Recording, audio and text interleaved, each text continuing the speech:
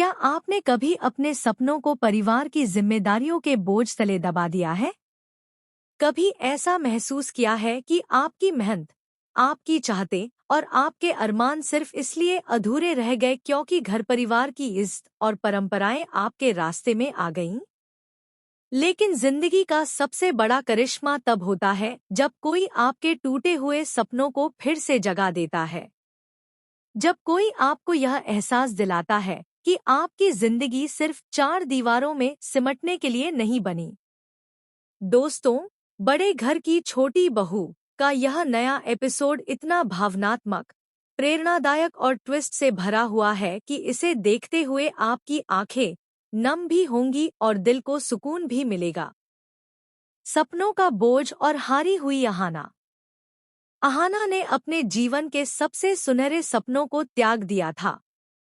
पिता का सपना था कि उनकी बेटी पढ़ लिख कर नाम रोशन करे, लेकिन शादी और बड़े घर की जिम्मेदारियों ने उसे इतना तोड़ दिया कि उसने बीए की परीक्षा तक छोड़ देने का फैसला कर लिया। हर दिन की तानेबाजी, सास बहुओं की राजनीति और घर के बोझ ने उसकी हिम्मत छीन ली थी। उसे लगता था कि अब वह न तो अपने लिए जी पाएगी और न ही अपने पापा के सपनों को पूरा कर पाएगी। बड़ा खुलासा।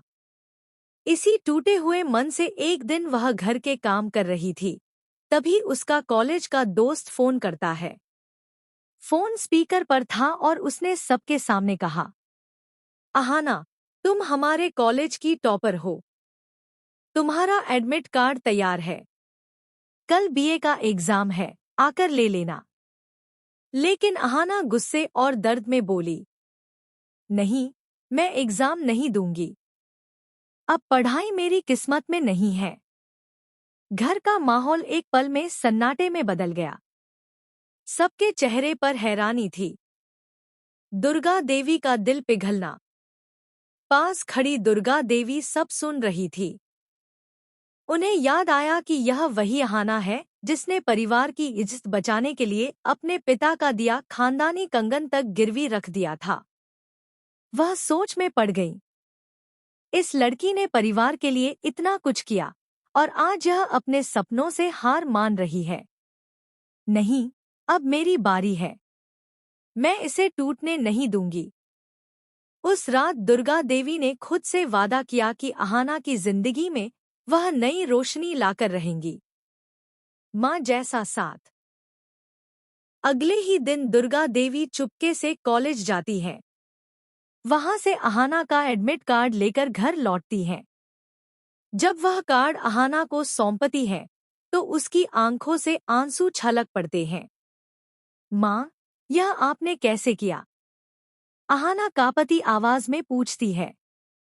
दुर्गा देवी मुस्कुराकर कहती है, बेटी, तुम्हारी जिंदगी सिर्फ इस घर की चार दीवारों तक सीमित नहीं है। अब तुम खुलकर पढ़ो। मैं हर हाल में तुम्हारे साथ हूँ। उस पल अहाना का दिल भर आता है। वह दौड़कर दुर्गा देवी को गले लगा लेती है।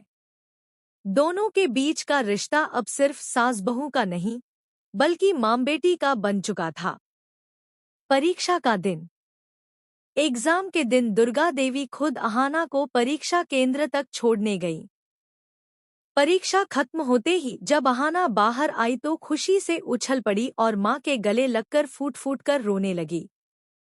दुर्गा देवी घबराकर पूछ बैठी, क्या हुआ?